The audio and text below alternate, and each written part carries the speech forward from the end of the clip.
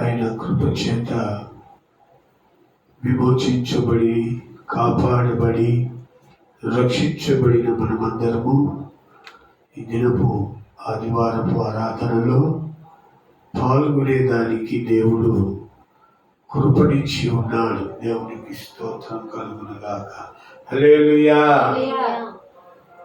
ఇంతవరకు పాటల ద్వారా దేవుడి నామాన్ని మనము మహిమపరిచి ఉన్నాము. ఇప్పుడు మనం ప్రాముఖ్యమైన సమయంలోనికి వచ్చి ఉన్నాము. చదవండి యాకోబు పత్రిక 4వ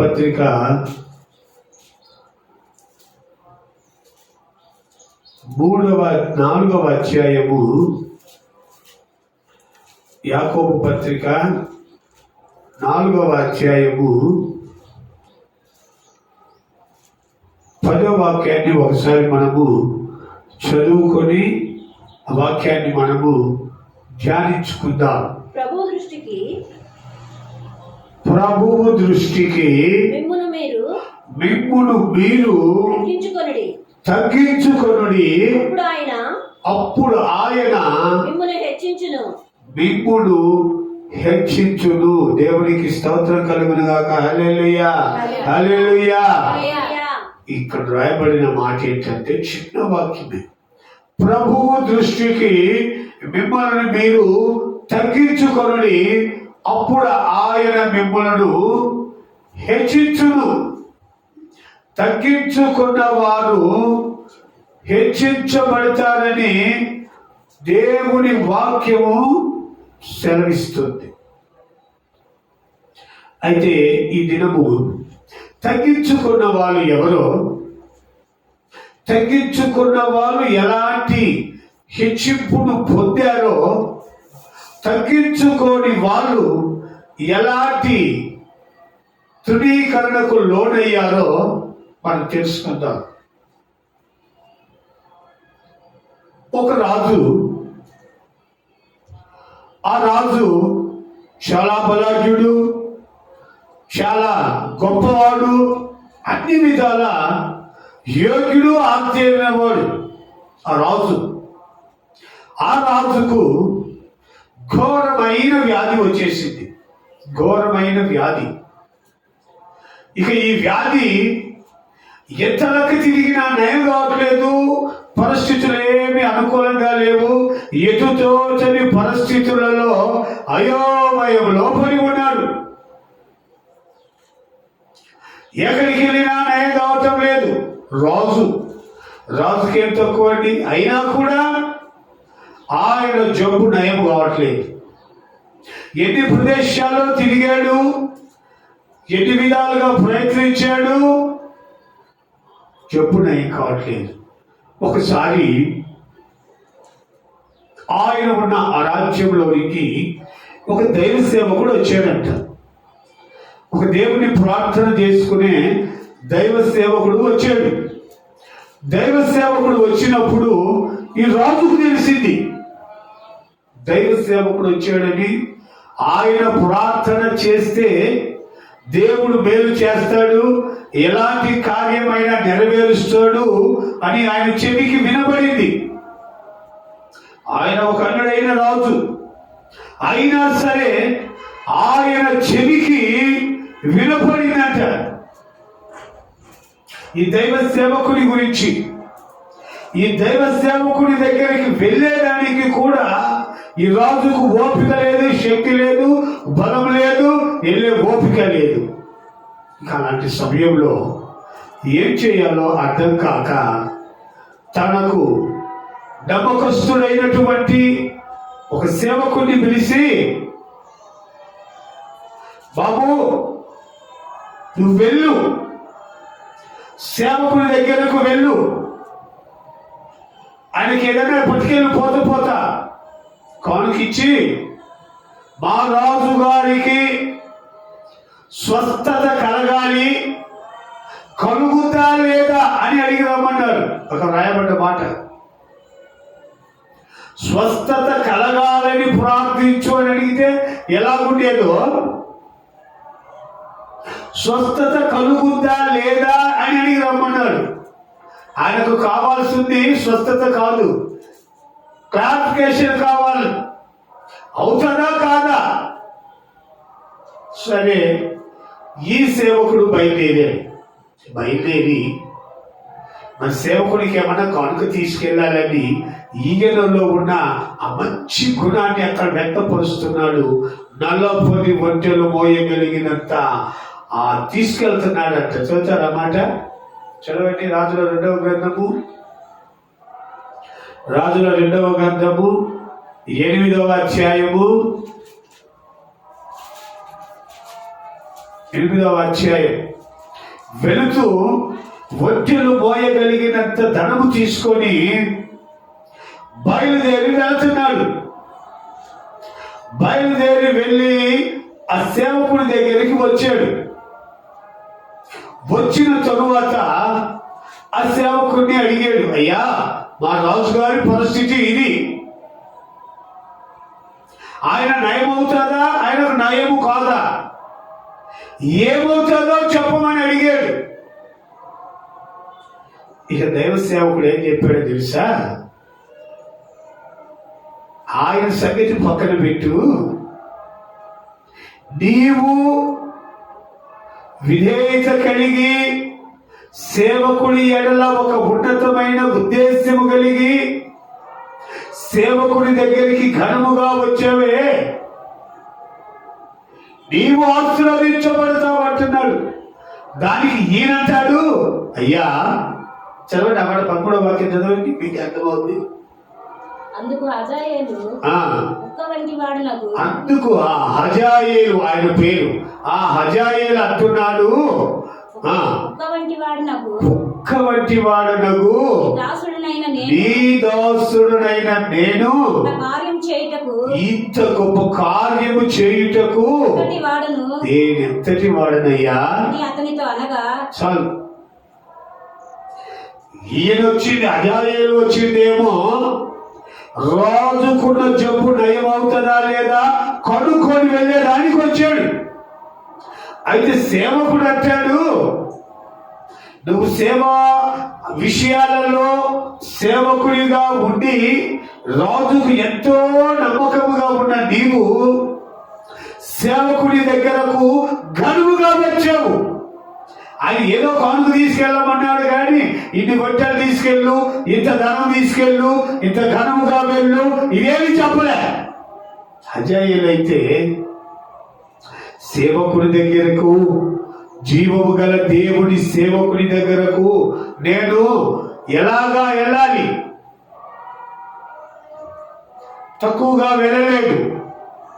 ఆయన ఘనమైన దేవుడు కనుక ఘనముగా వెళ్తానని ఆయన ఘనముగా వచ్చాడు. వచ్చిన తర్వాత ఆయన మాటలు విని అంటాడు, ఇంత ఘనముగా వచ్చాడు ఈ మనిషి చచ్చిన కుక్క వంటి వాడనయ్యా నేను. ఎవరు చచ్చిన కుక్క వంటి వాడు? ఈ హజాయేలు రాజు పిలిపించి నమ్మి ఆయనకు పని అప్పగించాడంటే చచ్చిన కుక్క లాంటి వాడా? రాజు అలాంటి ఘనహీనుడికి ఆయన పని, ఆంతరంగికమైన పని అప్పచెప్తాడా? కాదు కాదు కాదు. ఘనమైన వాడే, రాజుకు నమ్మకమైన వాడే, రాజు పంపించడానికి యోగ్యమైన గలవాడే, భక్తి గలవాడే. భక్తి లేకపోతే భక్తిహీనులను పాస్టర్ల దగ్గరికి, సేవకుల దగ్గరికి ఎవరు పంపరు. రే నాయన, ఈ లోకస్తులు తాగిపోతాడు రా బాబు, ఉదయం పక్కన పెట్టు. కాస్త విధేయతగా ఉన్న వాళ్ళని సేవకుల దగ్గరికి పంపండి, కాస్త విధేయతగా ఉన్న వాళ్ళని దైవ సేవకుల దగ్గరికి పంపండి అని విధేయతగా ఉన్న వాళ్ళనే దైవ సేవకుల దగ్గరికి పంపిస్తారు తెలియగల వాళ్ళు ఎవరైనా. ఈ హజాయేలు జ్ఞానము కలిగిన వాడు, తగ్గింపు స్వభావము కలిగిన వాడు, తను తాను తగ్గించుకొని ఎంతగా తగ్గించుకున్నవాడంటే చచ్చిన కుక్క వంటి వాడనయ్యా. బ్రతికిన కుక్కని కూడా అనట్లే, కుక్క వంటి వాడనయ్యా అంటలే, చచ్చిన కుక్క వంటి వాడను నేను. ఈ గొప్ప కార్యము చేయటానికి యోగ్యుడనా? ఏమన్నాడు తెలుసా సేవకుడు? నీవు రాజుగా అభిషేకించబడతావు. దేవునికి స్తోత్రం. హల్లెలూయా, హల్లెలూయా. నీలో ఉన్నటువంటి ఈ తగ్గింపు స్వభావాన్ని బట్టి, నీలో ఉన్నటువంటి రాజు విశ్వాసాన్ని బట్టి, నీలో ఉన్నటువంటి ఈ మంచి గుణమును బట్టి నీవు రాజుగా అభిషేకించబడతావు. సేవకుడు అడగకుండానే ఇచ్చిన వరం అది. ఆయన ఆశపడలేదు నేను రాజును కావాలని, నేను రాజును అయ్యేటట్టు దేవుడికి ప్రార్థన చేయాలి లేదు, నన్ను రాజుగా అభిషేకించని అడగలేదు. నా రాజుకు అది జబ్బు నయమవుతారా లేదా ఆ సమాచారం కోసం వచ్చాను నేను. నా యజమానుడు బతకాలి, క్షేమంగా ఉండాలి, రాజ్యాన్ని పరిపాలించాలి, ఆయన సావాలి, నేను రాజు ఏలాలని ఆయన కోరుకున్నట్టుగా లేదు.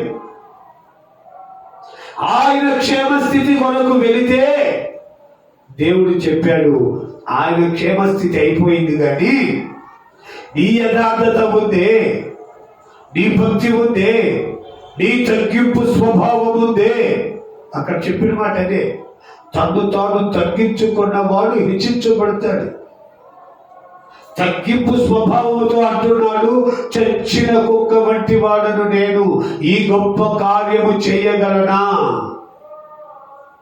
సేవకుని దగ్గరికి ఘనముగా వచ్చిన వాడు, రాజాజ్ఞకు లోబడి ఆయన చెప్పిన మాట తూచా తప్పకుండా దాన్ని నెరవేరుస్తున్నవాడు, దైవ సేవకుడు ఆనందించి దీవిస్తున్నాడు. నీవు రాజు అవుతావు. గమనించండి, తగ్గింపులో ఉన్నటువంటి ఆశీర్వాదాలు చెప్తున్నాను. ఒకసారి దావీదు కూడా అదే అన్నాడు, అయ్యా సౌలు రాజు గారు, మీరు తరుముటకు నేను ఏ పాటి వాడను, చచ్చిన కుక్క వంటి వాడను కదా, మిడల్లిని కదా, నన్ను ఎందుకు నువ్వు వెంటాడి చెబుతున్నావని దావీదు కూడా ఒకరోజు అన్నాడు. చచ్చిన కుక్క అన్న ఆయన రాజు అయ్యాడు. ఈ హజాయేలు దైవ సేవకుడితో అంటున్నాడు, చచ్చిన కుక్క లాంటి వాడునయ్యా, నేను ఈ ఘనకార్యం చేయగలనా? అయితే ఎలీషా ప్రవక్త అంటున్నాడు, నీవు తప్పనిసరిగా రాజుగా అభిషేకించబడతావు, నీవు రాజు అవుతావు. ఇది దేవుని మాటగా చెప్తున్నాను. దైవ సేవకుని మాట అంటే దేవుని మాట. దైవ సేవకుని మాటను దేవుడు ఆమెన్ అన్నాడు. హజాయేలు రాజుగా తీర్చిదిద్దాడు. దేవుడికి స్తోత్రం. హల్లెలూయా, హల్లెలూయా. తగ్గించుకున్న హజాయేలు రాజుగా ప్రతిష్ఠించబడ్డాడు. గమనించండి, యాకోబు పత్రికలో రాశాడు, ప్రభువు దృష్టికి మిమ్మలను మీరు తగ్గించుకొనండి. ఈ తగ్గించుకున్న వారు హెచ్చించబడతారని రాయబడి ఉంది. ఈ తగ్గించుకున్న హజాయేలు సేవకుడిగా, రాజసేవకుడిగా ఉండి రాజుకు పరిచర్య చేస్తూ, రాజు చెప్పిన మాట వింటూ, రాజు చెప్పాడు నువ్వు ఎలీషా దగ్గరికి వెళ్ళిరా, వారు మాట్లాడకుండా ఎలీషా దగ్గరికి వెళ్ళాడు. చెప్పిన మాటకు విధేయత చూపిన హజాయేలు అక్కడికి వెళ్ళి రాజు గురించి అడిగితే, నీ రాజు విషయం పక్కన పెట్టిన ఆయన, నువ్వైతే రాజు అవుతావు. వెళ్ళింది ఏ పని మీదయ్యా, అడిగింది ఏ పని, నువ్వు వచ్చింది ఏ పనైనా కావచ్చు, నువ్వు అడిగిన సందర్భం ఏదైనా కావచ్చు, కానీ దేవుడు నిన్ను రాజుగా అభిషేకిస్తున్నాడు. దేవుడు అభిషేకిస్తే ఇక ఎవరు ఆపలేదు. దేవుడు ఆశీర్వదిస్తే దాన్ని ఎవరు వెనక్కి తీసివేయలేరు. ఎందుకంటే అది దేవాది దేవుని యొక్క ఆశీర్వాదం. అది ఆ ఆశీర్వాదము మన తలలపై నిలబడి ఉంటే ఎక్కడికి వెళ్ళినా దేవుడు నీకు జయాన్ని చేకూరుస్తాడు. దేవుని మాట వింటే, దేవుని దగ్గర తగ్గించుకొని జీవిస్తే. ఈ హజాయేలు అంటున్నాడు, చచ్చిన కుక్క వంటి వాడనయ్యా నేను. చూడండి ఎంత తగ్గింపు అంటే, ఈ చచ్చిన కుక్క వంటి వాడనని ఎప్పుడైతే ఈ హజాయేలు అన్నాడో, ఎలీషా నీవు రాజువే, నిన్ను రాజుగా అభిషేకిస్తున్నాడు దేవుడు. నీలో ఉన్న తగ్గింపును దేవుడు చూశాడు. నీలో ఉన్న మాట వినేటువంటి తనాన్ని దేవుడు చూశాడు. నీలో ఉన్నటువంటి దైవ సేవకుడికి నేను తక్కువగా వెళ్ళకూడదని నీ శక్తికి మించి, నీ శక్తికి తగిన కొలది నీవు తీసుకొని వచ్చావే. దేవుడు సమస్తము ఆయన ఆకాశము నుండి కనుదృష్టి పెట్టి చూస్తున్నాడు. ఎవరు యోగ్యముగా ఉన్నారు, ఎవరు అర్హత కలిగిన వాడు, ఎవరు తగ్గించుకొని ఉన్నాడు, ఎవరు ఆశీర్వాదానికి వారసుడిగా తీర్చబడుతున్నాడు. ఆకాశము నుండి దేవుడు చూశాడు. నిన్ను చూసిన దేవుడు నీకు ఒక బహుమానం ఇస్తున్నాడు. నీవు రాజుగా అభిషేకించబడతావని. చదవండి ఇంకొక మాట. లూకా సువార్త 1వ అధ్యాయము 52వ వాక్యంలో ఒక మాట ఉంటుంది. చదవండి. లూకా సువార్త 1వ అధ్యాయము 52వ వాక్యము. సింహాసనము నుండి బలవంతులను పడద్రోసి దీనులను ఎక్కించును. దేవునికి స్తోత్రాలు. హల్లెలూయా, హల్లెలూయా. సింహాసనము నుండి బలవంతులను పడద్రోసే దేవుడు మన దేవుడు. నీ బలం ఉందని, నీకు గర్వం ఉందని, నీకు బలం ఉందని నీవు ఏదేదో చేస్తే దేవుడు చెప్తున్నాడు, సింహాసనం మీద నుండి పడద్రోసేస్తాడంట. ఈ రాజును సింహాసనం నుండి పడద్రోశాడు. ఆయన బ్రతికినప్పుడు ఎప్పుడు ఆయన విధేయతగా కనపడలేదేమో. అజాయేలైతే చచ్చిన కుక్క వంటి వాడనయ్యా, నేను ఈ గొప్ప కార్యములు చేయజాలనయ్యా, చేయగలనా అని అడిగితే ఎలీషా అంటాడు, దేవుడు నిన్ను అభిషేకిస్తున్నాడు. దేవుని వాగ్దానాన్ని బట్టి నీకు చెప్తున్నాను, నీవు రాజు అవుతావు. ఇక్కడ అదే చెప్తున్నాడు. అహంకారులను సింహాసనం నుండి పడద్రోసి దీనులకు అనుగ్రహిస్తున్నాడు. మనకు దీనత్వం కలిగి ఉంటే అక్కడ దీనుడు అని రాశాడే తప్ప పలానా పేరని రాయలేదు. ఎవరు దీనత్వము కలిగి, దీన మనస్సు కలిగి ప్రవర్తించునో వారిని యెహోవా దృష్టి, కని దృష్టి ఆయన మీద నిలుస్తుంది. ఆ దీనత్వానికి దేవుడిచ్చే గిఫ్ట్ అది. ఆ దీనత్వం కలిగి ఉంటే దేవుడు తప్పక దీవిస్తాడు, ఆశీర్వదిస్తాడు, సింహాసనం ఇస్తాడు. ఈ దీనత్వానికి సాదృశ్యం చెప్పనా? చెప్తా వినండి. దీనత్వం అంటే మేము బైబుల్ ట్రైనింగ్ చేసేటప్పుడు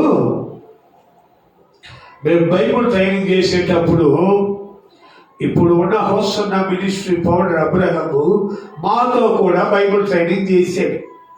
అప్పుడు మాకు బైబుల్ ట్రైనింగ్ టీచర్లలో ఒక టీచర్ లాగా వచ్చిన సేవకుడు పాస్టర్ జాన్ వెస్లీ గారు, యేసన్న గారు అన్న కొడుకు. ఎందుకు చెప్తున్నానంటే ఈ దీనత్వం అంటే ఏంటో మీకు తెలియాలని చెప్తున్నాను. ఈయనేమో స్టూడెంట్ లాగా దేవుని వాక్యం నేర్చుకునేవాడు అబ్రహాం.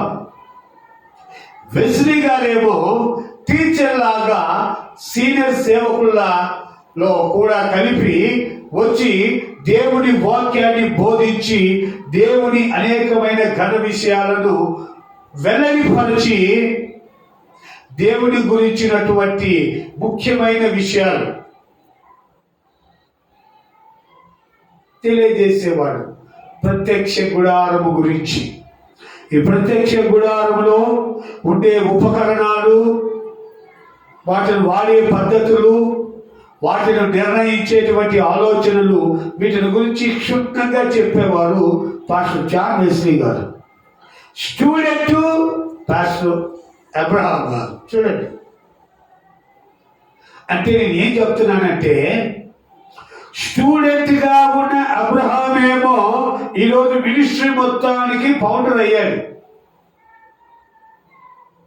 అర్థమవుతుందా? స్టూడెంట్ గా ఉన్న అబ్రహాము మినిస్ట్రీ మొత్తానికి అధినేత అయ్యాడు, ఫౌండర్ అయ్యాడు. ఈరోజు మరి జాన్ వెస్లీ గారేమో ఆయన స్థానంలో ఆయన ఉన్నాడు. అంటే ఆయన స్థానంలో ఆయన ఉన్నప్పటికీ మినిస్ట్రీపై కోపం లేదు, అబ్రహాం పైన పగ పెంచుకోలేదు, లేకపోతే ఇంకొక కార్యక్రమాలు ఏం చేయలేదు. ఎందుకంటే నా దేవుడు నాకు అప్పగించిన ఈ సేవలో నేను తగ్గించుకొని వెళితే నా దేవుడు నన్ను ఆశీర్వదిస్తాడు. మినిస్ట్రీ ఫౌండేషన్ నాకు అవసరం లేదు, లేకపోతే మరొక గొప్ప నాకు అవసరం లేదు, ఇంకొక గొప్ప నాకు అవసరం లేదు. నా దేవుని సేవకు నేను సంపూర్ణంగా సమర్పించుకున్నాను, సేవ చేస్తున్నాను, నన్ను నేను తగ్గించుకున్నాను. నిజమండి, పాస్టర్ జాన్ వెస్లీ గారి తగ్గింపు చాలా తగ్గింపు అని నేను చెప్పగలను. ఎంత తగ్గింపు అంటే సొంత నాన్న తర్వాత నాన్న ఆస్తికి హక్కుదారుడు కావాలి, కానీ ఆయన ఏదానికి ఆయన నిర్ణయించాడో ఆ నిర్ణయానికి లోబడి కట్టుబడి మా దైవ సేవకులు ఏది నడిపిస్తారు. ఎప్పుడు బాబాయిని పిలిచినట్టు నాకు తెలియదు. ఎప్పుడు వేసన్న పాస్టర్ గారు పెద్ద ఆయన అన్న ఈ పద్ధతిలోనే ఒక సేవకుల పిలుపులోనే పోయారు, కానీ నా చెవులతో నేను బాబాయ్ అని కానీ మరొక వరుస పెట్టి పిలిచినట్టు లేనే లేదు. అది త్యాగం, అది సేవకు గుర్తింపు, అది సేవకుల లక్షణం. ఇది కోట్ల రూపాయల విలువైనటువంటి ఆస్తి. ఒక రకంగా చెప్పాలంటే రాజరికం అని చెప్పాలి.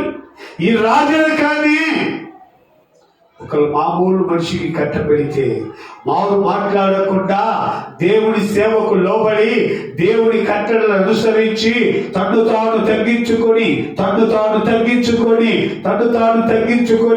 ఉన్న సేవలో ఎక్కడికి ట్రాన్స్ఫర్ చేసి పంపించాడు. ఆయన మాట ప్రకారంగా సేవ చేస్తూ అక్షర ఫలితాన్ని అనుభవిస్తున్న గొప్ప సేవకులని చెప్పాలి. తగ్గింపు గురించి చెప్తున్నాను. ఇంత తగ్గింపు మనుషుల్లో ఉండటం అసాధ్యము. లోకంలో ఎంతో మంది చర్చీలకు తాళాలు వేసిన వాళ్ళు లేకపోలేదు. లోకంలో ఎంతో మంది గొడవలు పెట్టుకొని నీకంటే నేనేమి గొప్ప, నాకంటే నువ్వేమి గొప్ప, నేను గొప్ప అని జీవితాలు పతనం చేసుకున్న వాళ్ళు కూడా లేకపోలేదు. కానీ ఒక తగ్గింపుకు నిదర్శనము ఒక సేవకుడు.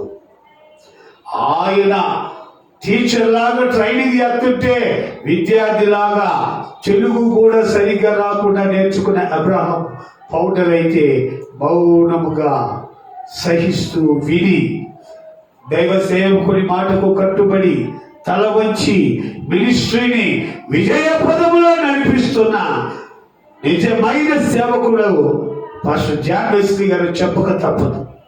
ఆ విధేయత తెలిసిన వాళ్ళకే అర్థమవుతుంది. ఆ ఘనమైన మనసు అర్థం చేసుకున్న వాళ్ళకే అర్థమవుతుంది. గొప్ప విషయం. అయితే ఈ విధేయత అనేది ఎవరు తెలుసుకొని నేర్చుకొని అవలంబిస్తారో వారు తప్పక విజయాన్ని పొందుతారు. గర్వముతో అహంకారముతో దేవునికి వ్యతిరేకులై ఎవరు తిరుగుతారో ఆశీర్వాదాన్ని పొందలేరు. సింహాసనాన్ని అధిష్ఠించలేరు. సింహాసనం అనేది ఒక ఉన్నతమైన జీవితానికి గుర్తు, ఒక ఉన్నతమైన ఆశీర్వాదానికి గుర్తు. ఒకసారి చదవండి సమూయేలు గ్రంథము 2:7. 1వ సమూయేలు గ్రంథము 2వ అధ్యాయము 7వ వాక్యము చదవండి. యెహోవా దరిద్రమును ఐశ్వర్యమును కలుగచేయువాడు కృంగజేయువాడును లేవనెత్తువాడును ఆయనే. దరిద్రులను అధికారులతో కూర్చుండబెట్టువాడును మహిమగల సింహాసనమును స్వతంత్రింపజేయుటకును వాడిని మట్టిలో నుండి ఎత్తువాడు ఆయనే. ఈ మట్టిలో పడిపోయిన వాడిని లేవనెత్తేవాడు ఆయన. ఇవన్నీ జరగాలంటే విధేయత కలిగి ఉండాలి. నువ్వు ఏ స్థితిలో ఉన్నావో, నువ్వు మట్టిలో పడిపోయినా సరే, లేకపోతే అంధకారంలో పడి కొట్టుమిట్టాడుగా ఎటు వెళ్ళాలో తెలియని పరిస్థితుల్లో నువ్వు సంచరిస్తుంటే నువ్వు ఏ మార్గంలో వెళ్ళాలో తెలియదు. అలాంటి పరిస్థితులలో దేవుడు నిన్ను దర్శిస్తాడు, నీతో మాట్లాడతాడు, నిన్ను చూస్తాడు, నీకు విషయాలను బోధపరుస్తాడు. నీకు దేవుని వాక్యము నీ హృదయంలో గుచ్చుకున్నప్పుడు దేవుడు నిన్ను విధేయునిగా మారుస్తాడు. ఈ సమూయేలు అదే సమూయేలు గ్రంథంలో ఎంత విధేయుడిగా ఉన్నాడంటే, దేవుని మాటకు తూచా తప్పకుండా తల్లి వదిలిపెట్టి పాలు విడిచినప్పుడే దేవుని సన్నిధిలో వదిలిపెట్టి వెళ్ళిపోతే ఏలీ దగ్గర యెహోవాకు పరిచర్య చేస్తున్నాడని బైబిల్లో ఉంది. యెహోవా వచ్చి పరిచర్య చేయించుకుంటాడా? ఏలీకి చేసిన పరిచర్య, దైవ సేవకునికి చేసిన పరిచర్యే ఏలీకి చేసిన పరిచర్య దేవుడు యెహోవాకు పరిచర్య అని రాసి ఉంచాడు. కాబట్టి ప్రియమైన దేవుని బిడ్డలారా, విధేయత కలిగిన మనసు ఏ రోజుకైనా అభివృద్ధి పదములో నడిపిస్తుంది. ఎవరినైనా అభివృద్ధి పదములో నడిపిస్తుంది.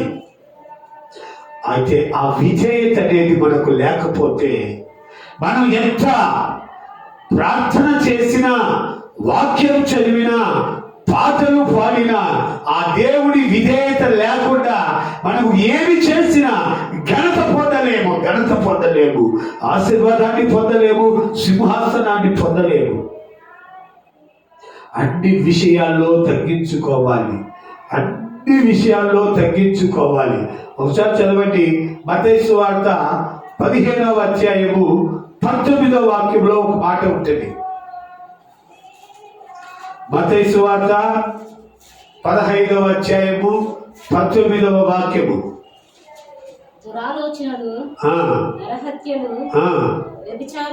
చూడండి, అహంకార స్వభావము కలిగినటువంటి వారిలో ఉండేటువంటి స్వభావాలు రాసి వచ్చారు అక్కడ. చదువు, ఫస్ట్ నుంచి చదువు. దురాలోచనములను, నరహత్యలు, వ్యభిచారములు, వేశ్యాగనములు, దొంగతనములు, అబద్ధ సాక్ష్యములు, దేవదూషణలు హృదయంలో నుంచి వస్తాయి. అహంకార హృదయం ఎప్పుడైతే మనిషికి పని చేస్తుందో అతని హృదయంలో నుండి ఈ సకల రుగ్మతలు బయటకు వస్తాయి. అందుకే ఆయన చెప్తున్నాడు, మీరు విధేయత కలిగి ఉండండి, మీరు హెచ్చించుకోవద్దు అని చెప్తున్నాడు. గర్వాంధులను సింహాసనం మీద పడద్రోసి దీనులను సింహాసనం పైన కూర్చుండబెడతాడు. మనం దీనత్వం కలిగి ఉంటే సింహాసనం మీద కూర్చోబెడతాడు మన దేవుడు. దీనత్వం కలిగినటువంటి హజాయేలు రాజుగా తీర్చబడ్డాడు. అక్కడికి వచ్చి ఆయనను రాజు చేయమని అడగడానికి కాదు, అక్కడికి వచ్చి నన్ను రాజుగా అభిషేకించమని రాలేదు. రాజు ఎక్కడ ఉన్నా అతని స్థితి స్వభావాన్ని బట్టి అతడు రాజే. నేను చెప్తున్నాను మీకు, అతని స్వభావంలోనే అతడు రాజా వ్యర్థుడా అర్థమైపోతుంది. అతని స్వభావము నీతిగా ఉన్నట్లయితే రాజుగా అభిషేకించబడతాడు. అతని స్వభావములో తగ్గింపు ఉన్నట్లయితే తప్పక దేవుడు దీవిస్తాడు, ఆశీర్వదిస్తాడు, మంచి మార్గాల్లో నడిపిస్తాడు, జీవితాన్ని ఫలభరితముగా మారుస్తాడు, ముళ్ళ మార్గంలో నడిపించాడు, బాధలు ఉన్నటువంటి మార్గాల్లో నడపడు. విజేత లేకపోతే విధేయత లేకపోతే, తగ్గింపు లేకపోతే, తను తాను తగ్గించుకొనకుండా హెచ్చింపు స్వభావంతో, గర్వపు స్వభావముతో అతను కొనసాగితే అతను దీవించబడలేడు. తగ్గింపు లేని వారు ఆశీర్వదించబడలేరు. ఒకసారి చదవండి, ఎఫెసీ పత్రిక 4వ అధ్యాయము 31వ వాక్యంలో మంచి మాట రాయబడి ఉంది. ఎఫెసీలకు రాసిన పత్రిక 4వ అధ్యాయము 31వ వాక్యము. సమస్తమైన ద్వేషమును, కోపమును, క్రోధము, అల్లరి, దూషణ, సకలమైన దుష్టత్వము మీరు విసర్జించుడి. ఒకడి ఎడల ఒకడు దయగలిగి కరుణా హృదయులై క్రీస్తునందు దేవుడు మిమ్మల్ని క్షమించిన ప్రకారము వీరును ఒకరినొకరు క్షమించుకోనండి. దేవునికి స్తోత్రం. హల్లెలూయా, హల్లెలూయా. చూడండి, హృదయంలో ఉన్న కాలుష్యమంతా పక్కన పడేసి దేవుడు మిమ్మల్ని క్షమించి బ్రతికించి నడిపిస్తున్నాడే, ఆ క్షమాపణ హృదయం మీరు కూడా కలిగి ఉండి మిమ్మల్ని మీరు క్షమించండి. పరలోక ప్రార్థనలో కూడా యేసయ్య అదే నేర్పించారు. మా రుణస్తులను మేము క్షమించిన ప్రకారము మా రుణములను మీరు క్షమించండి. క్షమించేటువంటి ఈ మంచి దీనత్వము కలిగిన మనసునే దేవుడు కోరుకుంటున్నాడు. అహంకారపు హృదయాన్ని దేవుడు కోరుకోడు, ఎప్పుడు ద్వేషిస్తాడు అహంకార హృదయాన్ని. కనుక మనల్ని మనము తగ్గించుకునేటువంటి విషయాలు మనం ఇంకా నేర్చుకుందాం. కొలసీలకు రాసినటువంటి పత్రిక 3వ అధ్యాయము 8వ వాక్యం. నిశ్చయముగా కొలసీలకు రాసిన పత్రిక 3వ అధ్యాయము. ఇప్పుడైతే మీరు కోపము, ఆగ్రహము, దుష్టత్వము, దూషణ, మీ నోట బూతులు వీటన్నిటిని విసర్జించుడి. ఒకరితో ఒకడు అబద్ధమాడకుడి. ఏలయనగా ప్రాచీన స్వభావమును దాని క్రియలతో కూడా మీరు పరిత్యజించి జ్ఞానము కలుగు నిమిత్తము దానిని సృష్టించిన దానిని పోలిక చొప్పున నూతన పరచబడుచున్న నవీన స్వభావమును ధరించుకొని ఉన్నారు. దేవునికి స్తోత్రాలు. హల్లెలూయా. పాతల కాలంలో లేక పాత విషయాలలో, పాతపు దినాలలో ఎలాగో మీరు దైవత్వాన్ని కోల్పోయిన బ్రతుకును బ్రతికారు. ఇప్పుడైతే దేవుడు చెప్తున్న మాట ఏంటంటే నవీన స్వభావమును ధరించుకున్నారు. ఇక మీరు పాపము చేయొద్దు, శాపము జోలికి వెళ్ళొద్దు, పవిత్రతతో జీవించండి, పరిశుద్ధతలో నడిపించబడండి. పవిత్ర మార్గాల్లో నడిపించబడితే హజాయేలు వలె మీరు దీవించబడతారు, ఆశీర్వదించబడతారు. మీరు అలాగా కాకుండా లోక సంబంధముగా ఆలోచించి లోక సంబంధముగా మీరు జీవించినట్లయితే ఈ లోక సంబంధమైనటువంటి కలహలు, కక్షలు, కుట్రలు, క్రోధలు ఇవన్నీ మనము చదివాము. అబద్ధమాడరాదు. చూడండి, నీ తోటి సహోదరుని ప్రేమించు, నీ తోటి సహోదరునిపై సమాధానముగా ఉండు. నీ తోటి వారి ఎడల నీవు ఒక విధేయతను చూపినట్లయితే ఆ విధేయతను బట్టి దేవుడు నిన్ను ఆశీర్వదిస్తాడు. నిన్ను నువ్వు హెచ్చించుకుంటే తగ్గించబడతావు, నిన్ను నీవు తగ్గించుకున్నట్లయితే హెచ్చింపబడతావని దేవుని వాక్యం సెలవిస్తుంది. ఇంకో మాట కూడా చదవండి, మంచి మాట. సామెతల గ్రంథము 11వ అధ్యాయము, సామెతల గ్రంథము 11వ అధ్యాయము 2వ వాక్యము చదవండి. అహంకారము వెంబడి అది అహంకారము వెంబడి అవమానము వచ్చును. వినయము గల వారి యొద్ద నుండి చూడు, అహంకారము వెంబడి అవమానము వచ్చును. అవమానము వచ్చును. వినయము గల వారి యొద్ద వినయము గల వారి యొద్ద జ్ఞానమున్నది. జ్ఞానమున్నది. యథార్థవంతులు యథార్థవంతులు యథార్థత వారికి త్రోవ చూపించును. ద్రోహులు మూర్ఖ స్వభావము కలిగి వారిని పాడు చేయి. ఉగ్రత దినమందు ఆస్తి ఒక్కరికును రాదు. నీతి మరణము నుండి రక్షించును. యథార్థవంతుల నీతి వారి మార్గమును సరళము చేయును.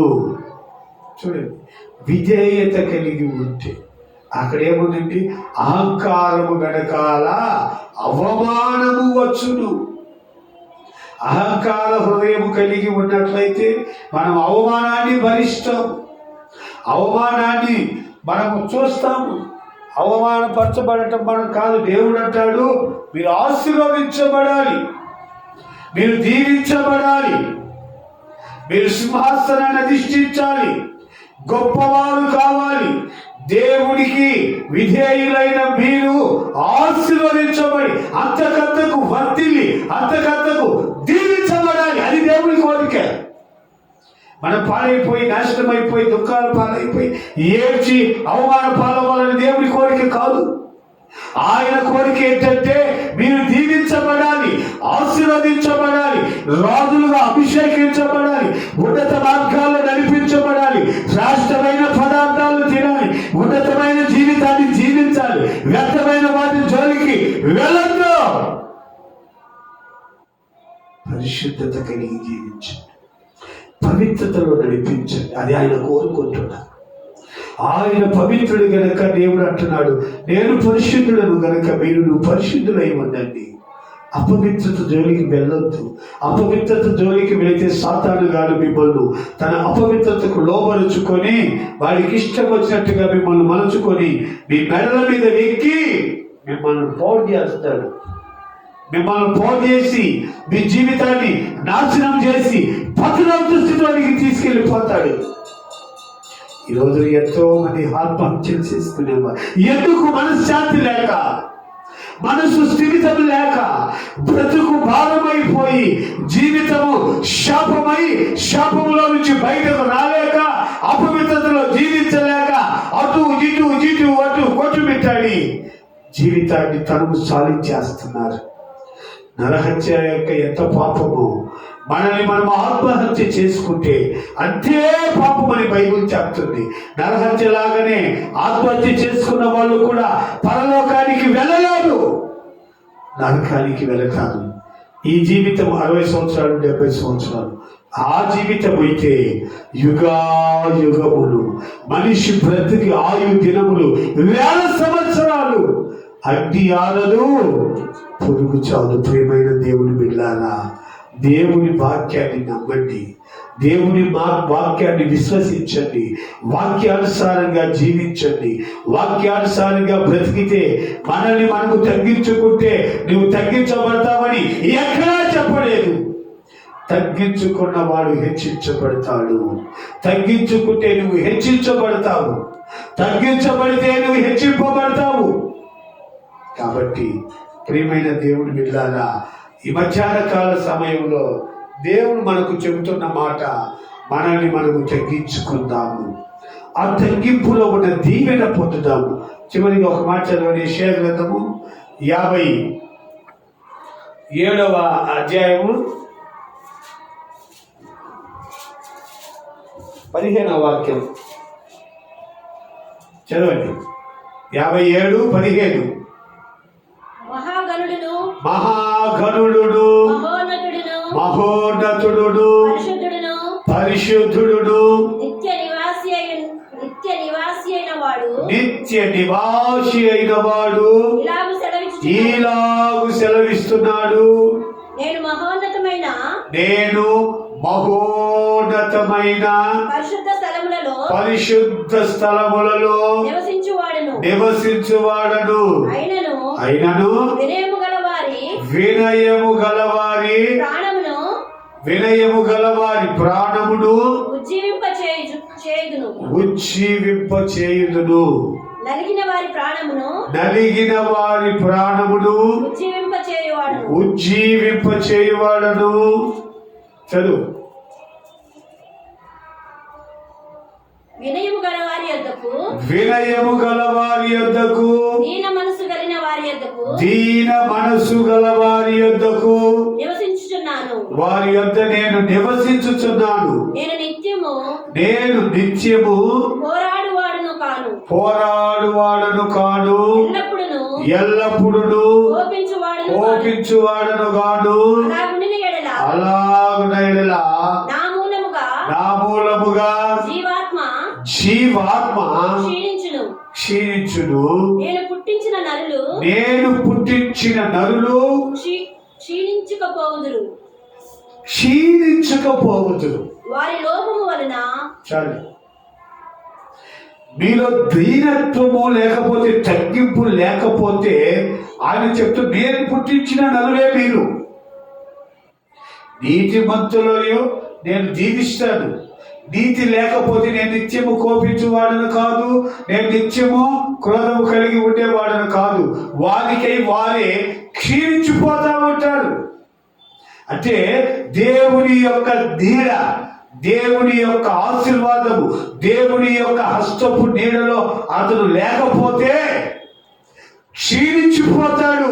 ఏమైపోతాడో ఆయన చేతిలో నుంచి విసిరివేయబడిన తరువాత, ఆయన చేతిలో ఉంటే నీవు అమూల్యమైన నాణ్యమైన మలచబడిన రాయిలాగా ఉంటావు. విసిరిపడేస్తే సాతాను ఒకరోజు ఆకాశం నుండి విసిరిపడేస్తే అతను భూమి మీద పడితేనట భూమి నిరాకారముగా శూన్యముగా మార్చబడింది. ఫస్ట్ భూమి సృష్టించబడినప్పుడు నివాస యోగ్యముగా ఉందని బైబిల్ చెప్తుంది. నివాస యోగ్యమైన భూమి సాతాను ఎప్పుడైతే భూమి మీద పడిపోయాడో భూమి నిరాకారముగా శూన్యముగా మార్చబడి ముళ్ళ పొదలు మొలుసుకొచ్చాయి. అంతకుముందు ముళ్ళ పొదలు లేవు. దేవుడు సృష్టించిన మొట్టమొదటి సువిశాలమైన నివాస యోగ్యమైన భూమి మీద ముళ్ళ పొదలు లేవు. కష్టం అనేది తెలియదు, చెమట కార్చటం అనేది లేదు. శ్రేష్టమైన ఫలాలు ఫలిస్తుంటే ఏదేను వనములో ఆదాము తనకిష్టమైన ఫలాలు కోసుకొని తిని సంతోషంగా జీవనం సాగిస్తున్నాడండి. ఆయన హస్తపు నీడలో నుంచి, ఆ ఏదేను వనములో నుంచి విసిరివేయబడి, తోసివేయబడి, పంపించి వేయబడిన తరువాత అప్పుడు ముళ్ళ పొదలు, చెమట కారటము, కష్టము, క్రోధము, కలహము, మదము, మత్సరము, రకరకాల దుర్వ్యసనాలని మనిషిలో నుంచి బయటకు వచ్చాయి. అప్పటి వరకు నేను ఏదేను వనములో ఆదామవులు కొట్టుకున్నట్టు, కట్టెలోడు మీకొని కొట్టుకున్నట్టు, ఏమో కొడుతుంటే అమ్మాయి చెట్టసాట దోక్కున్నట్టు బైబిల్లో ఎక్కడ రాయబడలేదు. సంతోష జీవితం అది, ఆనందకరమైన జీవితం, శ్రేష్టమైన ఫలాలు. కూర ఉప్పు తక్కువైంది, కారం ఎక్కువైంది, మౌడు కొట్టేదానికి లేదు. ఎందుకంటే శ్రేష్టమైన ఫలాలు తింటున్నారు. వాళ్ళకి దరిద్రం ఉప్పు కారంతో పనే ఉంది. ఎప్పుడైతే ఏదేను వనము నుండి త్రోసివేయబడ్డారో, యేసయ్య చేతుల నుండి విసిరివేయబడ్డారో, ఎప్పుడైతే దేవుని యొక్క ఆ కృప వారికి దూరమైపోయిందో వారు క్షీణించిపోతున్నారు. వారికై వారే ఎవరు దుష్టుడు ఎవరు తరమకుండానే పారిపోతాడని బైబిల్ గ్రంథంలో రాయబడి ఉంది. ఎవరు ఏమి చేయట్లేదు, వారికై వారే క్షీణించిపోతున్నారని బైబిల్ రాయబడి ఉంది. కృప లేదు, దేవుని దీవెన లేదు, దేవుని ఆశీర్వాదము లేదు, ఓదార్చేవారు లేరు, ఆదరించేవారు లేరు. బాధ కలిగినప్పుడు, కష్టము కలిగినప్పుడు ఓదార్చే దిక్కు లేదు ఆ మనిషికి. ఇక ఏమైపోతాడు, నేలసిల్లి కరిగిపోతున్నాడని బైబిల్ చెప్తుంది. మరే యేసయ్యను మనం నమ్ముకున్నట్లయితే ప్రార్థన చేసుకుంటున్నట్లయితే, దేవుని కృపలో నడిపించబడుతున్నట్లయితే, దేవుని ఆశీర్వాదాలతో మనం నడిపించబడితే, మనకొక తోడు, మనకొక అండ, మనకొక నీడ, ఏ బాధ కలిగిన, వేదన కలిగిన, దుఃఖము కలిగిన, నా తండ్రి నీవు నావయ్యా నాకని మనము తండ్రి దగ్గర ఎప్పుడైతే మొరపెట్టుకుంటామో ఓదార్చే దేవుడు ఆ దేవుడు, ఆదరించే తండ్రి, ఆదరణకర్తగా ఉండే దేవుడు, మనము ప్రార్థించే దేవాది దేవుడైన సజీవుడైన యేసయ్య, ఆయన పేరు నజరేయుడైన యేసు. దేవునికి స్తోత్రం. హల్లెలూయా, హల్లెలూయా. ఆయన సశరీరుడిగా భూమిలో సంచరించినప్పుడు ఎంతో మందిని ఓదార్చాడు, వారి కన్నీటిని తుడిచాడు, వారి కన్నీటిని నాట్యముగా మార్చాడు, చనిపోయిన వారిని బ్రతికించాడు, సకలమైన రుగ్మతలు కలిగిన వారికి స్వస్థతలనిచ్చాడు, దీవించి ఆశీర్వదించి పరలోకమునకు ఆరోహణమై పరిశుద్ధాత్మగా మన మధ్యలో సంచరిస్తున్న మన దేవుడు. ఆయన చెబుతున్న మాట ఏంటంటే, మిమ్మల్ని మీరు తగ్గించుకోనండి, తగ్గించుకుంటే మీరు తప్పగా హెచ్చించబడతారు. అది చెప్తున్నాను. తగ్గించుకుంటే హెచ్చించబడతారు. మిమ్మల్ని మీరు హెచ్చించుకుంటే ఒకరోజు తగ్గించబడతారు, క్షీణించిపోతారు, దేవుని కృపకు దూరమైపోతారు, దేవుని ఆశీర్వాదానికి మీరు హక్కుదారులుగా వారసులుగా ఉండరు, సింహాసనాన్ని కోల్పోతారు, దేవుని కృపకు దూరమైపోతారు, ఆయన చేతి నుండి విసిరివేయబడతారు.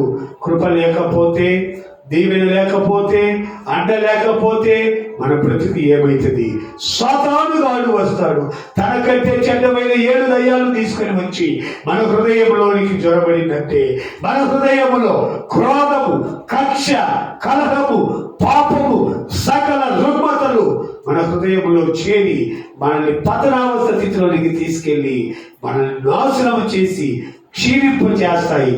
అలాగే దేవుని యొక్క మాటకు మనము విధేయత చూపితే, ఆయన చెబుతున్నాడు, ప్రభు దృష్టికి మిమ్మల్ని మీరు తగ్గించుకొని అప్పుడు ఆయన మిమ్మలను హెచ్చించు.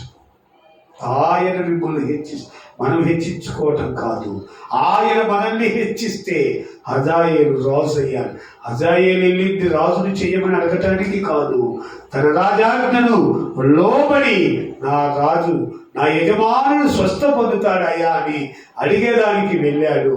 యజమానుడి పట్ల సేవకుడికి ఉన్నటువంటి ఆ మంచి మనస్సాక్షిని బట్టి సేవకుడు అంటున్నాడు, నీవు రాజుగా ఆస్వాదించబడతావు, నీవు రాజుగా అభిషేకించబడతావు. అభిషేకించేటువంటి ఆ గొప్ప శక్తి ఒక్క దేవాది దేవుడైన మన యేసయ్యకే ఉంది. ఎందుకంటే ఆయన సజీవుడైన దేవుడు, మాట్లాడే దేవుడు, ఆయన ప్రతి విషయంలో మనల్ని గమనిస్తూ మనల్ని ముందుకు నడిపించే దేవుడు. ఆయన మాటకు విధేయత చూపితే తప్పక ఆయన మనల్ని ఆశీర్వదించి ఆయన ఉన్నతమైన మార్గంలో నడిపించి ఉన్నత ఆశీర్వాదము అనుగ్రహించునుగాక. మోకరించండి, చిన్న ప్రార్థన చేసుకొని ముగించుకుందాం. మోకరించి కళ్ళు మూసుకునండి. కళ్ళు మూసుకున్న మనము 1 నిమిషం ప్రార్థన చేసుకుందాం ప్రశాంతంగా. ఈ చల్లని సమయంలో, ప్రశాంత వాతావరణంలో ఒక్కసారి మనల్ని మనమే పరీక్షించుకుందాం. అయ్యా, నా జీవితం ఎట్లుంది? నా బ్రతుకు ఏమై ఉంది?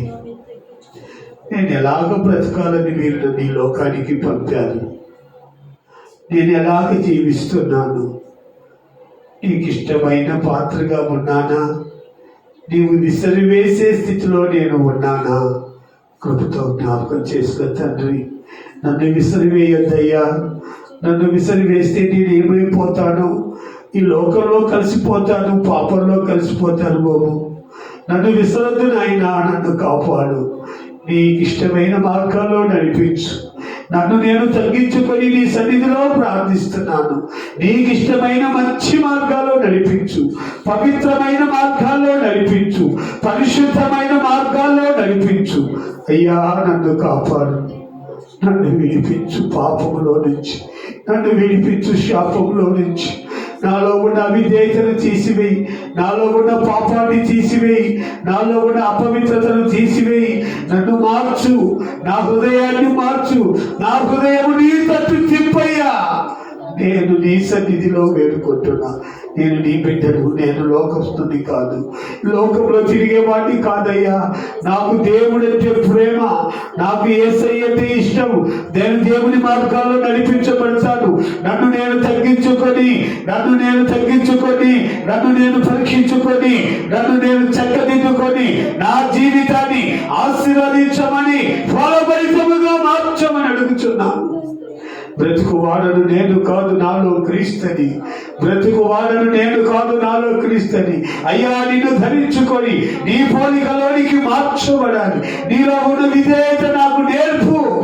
తాను పొందిన శ్రమల ద్వారా, తాను పొందిన సిలువ శ్రమల ద్వారా విధేయత నేర్చుకున్నందున ఆయన అంగీకరించబడెను. నీవు దేవాది దేవుడవై సిలువ శ్రమలు అనుభవించి, ఘోరమైన దెబ్బల బాధలు సహించి, ఎండవేళలో సిలువ ప్రాణుపై అల్లాడి విధేయత చూపినందున నీవు అంగీకరించబడ్డావని నీ వాక్యం సెలవిస్తుంది. నాయన దేవా, నేను విధేయతతో ప్రార్థిస్తున్నా. నాకు ఇంకా విధేయత నేర్పు, నా హృదయంలో విధేయత నేర్పు. నాలో ఉన్న కోపము, క్రోధము, అసహ్యము, కక్ష, కలహము అయ్యా సమస్తము యేసు నామములో తీసివేయబడును గాక. యేసు నామములో, యేసు రక్తమే చేయాలి. ఈ క్షణమే నన్ను పరిశుద్ధపరచు, పవిత్రపరచు. నీ పాదాల చెంత అయ్యా వినయముగా మోకరించి ప్రార్థిస్తున్నాను. నా హృదయాన్ని మార్చు, నా బ్రతుకును మార్చు, నా జీవితాన్ని పరిశుద్ధతలో నిలుపు, పవిత్రతలో నిలుపు, ఆశీర్వాదకరమైన మార్గాల్లో నిలుపు. ఈ లోకము దాని ఆశలు గతించిపోయే దినాల్లో ఉన్నామయ్యా. ఈ లోకము నాకు అక్కరలేదు, ఈ లోక ఆశలు నాకు అక్కరలేదు. నన్ను నేను చక్కదిద్దుకొని, నా బ్రతుకును నేను మార్చుకొని, నా జీవితాన్ని ఒక ఉన్నతమైన ఆశీర్వాదకరమైన మార్గాల్లో నడిపించు. అలాంటి విధేయత నాకు నేర్పదు. ఆ తగ్గింపును నాకు దయచి. తను తాను తగ్గించుకున్న వారిని దేవుడు హెచ్చిస్తాడు. అయ్యా, నేను తగ్గించుకొని నీ సన్నిధిలో ప్రార్థిస్తున్నాను. ప్రేరేపించబడిన వాళ్ళొకరు ప్రార్థన చేయండి. నీకు స్తోత్రాలు స్తోత్రాలు స్తోత్రాలు అయ్యా. మాకు తగ్గింపు లేదని నా తండ్రి మాతో మాట్లాడావు నా తండ్రి. తగ్గింపు స్వభావాన్ని మాకు దయచేయనైనా, పెద్ద తగ్గించుకునే కృపను మాకు దయచేయనైనా. లోకానికి ఏర్పాటు కలిగిన తండ్రి, లోకానికి వేరే దయచేయండి నాయనా. నీకు స్తోత్రాలయ్యా. అయ్యా, అనేకులకు నా తండ్రి వేరైన ఏర్పాటు కలిగిన జీవితాన్ని మాకు దయచేయాలయ్యా. అయ్యా, ఒకరికొక లోబడే కృపను మాకు దయచేయండి. అయ్యా, సంఘానికి మీరు నేర్పించండి తండ్రి. నీకు స్తోత్రాలయ్యా. అయ్యా, తగ్గించుకొని నా తండ్రి, తగ్గింపబడిన వాడు హెచ్చింపబడినన్నావు నా తండ్రి. నీకు స్తోత్రాలయ్యా. తగ్గించుకొని జీవించే కృపను మాకు దయచేయి నాయన. అయ్యా, నీ కృపలో ఎల్లవెడలా ఉండుటకు సహాయం చేయి నాయన. రక్షణకరమైన మార్గంలో నడిపించండి తండ్రి. నీకు స్తోత్రాలయ్యా. ఈ శబ్దం ద్వారా విన్న ప్రతి బిడ్డకు ప్రభువా తగ్గింపు స్వభావాన్ని మీరు దయచేసి నా తండ్రి, ప్రతి కుటుంబాన్ని దీవించమని తండ్రి నాయన. అయ్యా, కూడి వచ్చిన ప్రతి బిడ్డను దీవించి ఆశీర్వదించమని యేసయ్య పరిశుద్ధ పాదాల దగ్గర చేరి అడుగుచున్నాను తండ్రి. ఆమేన్. దేవుడు మన ప్రార్థన ఆలకించి తగ్గింపు మనందరికి నేర్పించి అనేకులకు జీవితాలు ఈ తగ్గింపు ఎంత ప్రాముఖ్యమో తెలిసిన దేవుడు వారి హృదయాల్లో కూడా ఈ తగ్గింపును అనుగ్రహించి ఈ యొక్క ప్రార్థన కూర్చుంటే ప్రతి ఒక్కరి దేవుడు దీవించి ఆశీర్వదించలాగున స్తోత్రాలు చెల్లిద్దాం.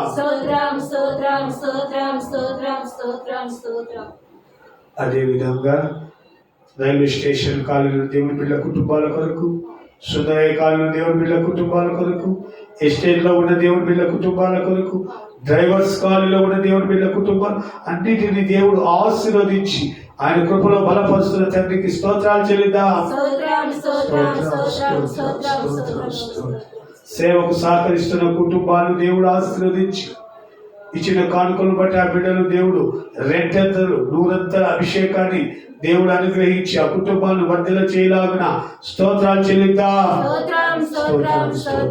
అవసర మినిస్ట్రీ సేవకులు, విశ్వాసులు, నడిపిస్తున్న నాయకులకు అందరికీ దేవుడు కృపను గ్రహించి అంచెలంచెలుగా మినిస్ట్రీని అభివృద్ధి పరచి ఆయన కృపలో స్థిరపరచి మనందరినీ ఆయన రాకను సిద్ధపరుస్తున్న తండ్రి, కుమార, పరిశుద్ధాత్మ త్రియేక దేవునికి స్తోత్రాలు చెల్లిద్దాం. స్తోత్రం స్తోత్రం స్తోత్రం. పరిశుద్ధుడా, జీవాన్ని బట్టి నీకు స్తోత్రం.